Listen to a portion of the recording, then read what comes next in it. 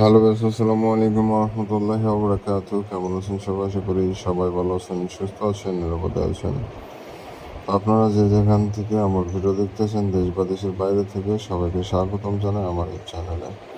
তো আজকে যে বিষয় নিয়ে আলোচনা করব সেটা হচ্ছে শত্রুকে কীভাবে বান মেরে দুনিয়া থেকে বিদায় করে দেবেন সে বিষয় নিয়ে। তো এটা ব্রেন স্ট্রোক মরণবান বলা যায়, কারণ পুরোপুরি ব্রেনের উপর আঘাত আনবে, দেন তারপরে সে মৃত্যুবরণ করবে। এই সম্পূর্ণ প্রসেসটা একটা রাতের মধ্যে কমপ্লিট হবে। এক রাতের মধ্যে আপনি আপনার শত্রুকে চিরতরের জন্য দুনিয়া থেকে বিদায় করতে পারেন এই ব্রেন স্ট্রোক মরণবান থেকে। অনেক ভাই প্রশ্ন করেন বা নিজের মধ্যে ভয় কাজ করেন যে বানটা যখন প্রয়োগ করব কেউ কি কিছু বুঝতে পারবে কি পারবে না। মানে আপনি বানটা প্রয়োগ করেছেন, এতে করে কেউ কোনোভাবে বুঝতে পারবে নাকি, এ বিষয়ে অনেকে কনফিউজড থাকেন, সন্দেহে থাকেন, ভয়ে থাকেন। তো যখন আপনি ব্রেন স্ট্রোক বানটা দিবেন, সবাই আশেপাশের লোক ব্রেন স্ট্রোকই ভাববে, তাকে যে বানটা মারা হয়েছে সেটা কেউ কোনো রকমভাবে বুঝতে পারবে না। তো এক কথায় সাপও মরল, লাঠিও ভাঙল না, এক ঝালে দুই পাখি। তো এইভাবে আপনি নীরবে গোপনে কাজটি করে রাখবেন, আপনার শত্রুর উপর বানটি প্রয়োগ হয়ে যাবে। তো অনেক ভাই ও বন্ধুরা আছেন যারা শত্রু জ্বালা অতিষ্ঠ হয়ে গেছেন, দেওয়ালে পিঠ থেকে গেছে, শত্রুকে না মারলে আপনার বেঁচে থাকা কঠিন হয়ে যাচ্ছে। ঠিক এমন অবস্থা যখন দেওয়ালে পিঠ থেকে যাবে, তখন বান মারা ছাড়া কোনো উপায় থাকে না। শত্রুর সাথে ক্ষমতা, শক্তি, পয়সা কোনো দিক দিয়ে পেরে ওঠা যায় না। তখন কিন্তু একটা ব্যক্তি নিরুপায় হয়ে যায়। তখন এগুলো আশ্রয় ছাড়া আর কোনো আশ্রয় তার বাদ থাকে না। তো আপনারা কিভাবে কাজ করবেন পুরো ভিডিও দেখবেন, এ টু জেড বুঝিয়ে দিব। কারণ এগুলো কালো জাদু, ব্ল্যাক ম্যাজিকের কাজ।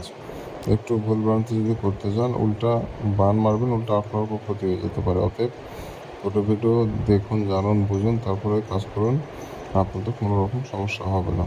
আর যখনই আপনারা না বুঝে কাজ করতে যাবেন, তখনই আপনাদের মূলত কাজ হয় না, ক্ষতি হয়। তো কমপক্ষে 2 থেকে 3 বার ভিডিও দেখবেন, নিয়মগুলো মুখস্থ করবেন, তারপরে কাজ করবেন। তো আপনারা যারা প্রথমবারের মতো আমার ভিডিও দেখতেছেন, আমার চ্যানেলে নতুন, অবশ্যই চ্যানেলটি সাবস্ক্রাইব করে পাশে থাকা বেল আইকনটি ক্লিক দিয়ে অল নোটিফিকেশন অন করবেন। এতে করে পরবর্তী সব নতুন নতুন ভিডিও করে দেখতে পারবেন সবার আগে। তো এই কাজটা খুব অতি সহজ একটি কাজ। কীভাবে করবেন, একটা সাদা কাগজ নেবেন, সেই সাদা কাগজের উপরে লাল কালি দিয়ে অথবা জাফরান কালি দিয়ে আপনি নকশাটা লিখে ফেলবেন। কালো কালি বা নীল কালি ব্যবহার করা যাবে না, এতে করে কাজ কখনই হবে না। অবশ্যই আপনাকে লাল কালি ব্যবহার করতে হবে অথবা জাফরান কালি। তো আর স্কেল ব্যবহার করবেন অবশ্যই, কারণ স্কেল না ব্যবহার করলে আপনি সুন্দর করে ঘর সাজায় এই নকশাটা আপনি সম্পূর্ণভাবে লিখতে পারবেন না। অতএব আপনি স্কেল ব্যবহার করবেন। আর যে কাগজের উপর নকশাটা লিখবেন, কাগজটা যেন পরিষ্কার পরিচ্ছন্ন হয়, এক কথা পবিত্র কাগজ যেন হয়। কোনো রকম নোংরা আবর্জনা যেন কাগজে না ভরে থাকে। এবং আপনি যে নকশাটা লিখবেন, আপনি নিজেও পাক পবিত্র থাকতে হবে, নিজে পাক পবিত্র থেকে মূলত সম্পূর্ণ নকশা কমপ্লিট করতে হবে। এবং যে জায়গা বসে নকশা লিখবেন, জায়গাটা যেন পাক পবিত্র হয়। আর একটা জিনিস মাথায় রাখবেন, যখন নকশাটা লিখবেন আশেপাশে কেউ যেন না থাকে, নিরিবিলি জায়গায় বসে, ফাঁকা জায়গায় বসে মূলত সম্পূর্ণ নকশা আপনাকে লিখে ফেলতে হবে। হতে পারে সেটা ফাঁকা রুম, হতে পারে সেটা ফাঁকা জায়গা, তবে জায়গা পাক পবিত্র থাকবে, আপনি নিজেও পাক পবিত্র থাকবেন। পবিত্রতা রক্ষা করে মূলত সম্পূর্ণ নকশা করতে হবে। তো অনেকে আছেন নকশা লেখা অবস্থায় মোবাইল ফোন ব্যবহার করেন বা অন্য ব্যক্তির সাথে কথা বলেন, তাহলে কিন্তু নকশা কাজ করবে না। সমস্ত মনস্থির নকশার মধ্যে মনোনিবেশ করতে হবে। নকশা লেখা অবস্থায় অন্য কোনো চিন্তা, জ্ঞান ধ্যান চিন্তা করা যাবে না, তাহলে কিন্তু নকশা লিখতে বিঘ্ন ঘটে এবং কাজ হয় না। তো এইগুলা সেন্সিটিভ বিষয়গুলো আপনাদের মাথায় রাখতে হবে এবং কাজ করতে হবে। তো ভিউয়ার্স, এই নকশাটা আপনি যে কোনো দিনই লিখতে পারবেন, তার কোনো নির্ধারিত দিন নাই। তবে গভীর রাতে লিখবেন, রাত 11টার পর লিখবেন। 11টা, 12টা, 1টা, 2টা, 3টা, এরকম যে কোনো টাইমে নিরিবিলি গভীর রাতে আপনি নকশাটা লিখে ফেলবেন। আর এই নকশাটা আপনাকে মূলত 10 মিনিটের মধ্যে লিখতে হবে। 10 মিনিটের 1 সেকেন্ড যদি বেশি সময় লাগান লিখতে, নকশা কাজ করবে না, এটা মাথায় রাখবেন। এগুলা অন্যান্য তান্ত্রিকরা আপনাদের খুলে বলবে না সব কথাবার্তা, কিন্তু আমি সব কিছু আপনাদের বুঝিয়ে দিই। কারণ আপনারা বুঝতে না পারলে কাজটা করবেন কীভাবে, আপনাদের বোঝানোর সুবিধার্থে আমি এগুলো বলে থাকি। তো যাই হোক, সম্পূর্ণ নকশা যখন কমপ্লিট হবে, নকশা কমপ্লিট হয়ে গেলে আপনাকে নকশার নিচে নাম দিতে হবে। প্রথমে দেবেন শত্রুর নাম, তার নিচে তার পিতার নাম, তার নিচে ঠিকানা। নকশার নিচে এগুলো দিয়ে দেবেন, অথবা নকশার অপোজিট তথা বিপরীত সাইডে আপনি নামগুলো দিতে পারেন, অথবা নকশার নিচেও দিতে পারেন। সেটা আপনার একান্তই ব্যক্তিগত ব্যাপার। এখন এই জায়গায় অনেকে প্রশ্ন করবেন যে নামটা যে লিখব, নামটা বাংলাতে লিখবো নাকি আরবিতে? আপনি যে ভাষা ভালো পারেন সেই ভাষায় নাম লেখেন, ওইটা কোনো সমস্যা হবে না। আপনি যে কোনো ভাষায় লিখতে পারবেন, এটা বাধ্যবাধকতা নাই। তো মূলত সম্পূর্ণ নকশা যখন প্রস্তুত আপনার হয়ে যাবে, নকশাটা আপনাকে জাগ্রত করে নিতে হবে। নকশা জাগ্রত ব্যতীত দুনিয়াতে কোনো নকশা নাই যে নকশা কাজ করবে। অনেকে আছেন যারা ইউটিউবের ভিডিও দেখে কাজ করেন কিন্তু ব্যর্থ হয়ে যান, কাজ হয় না।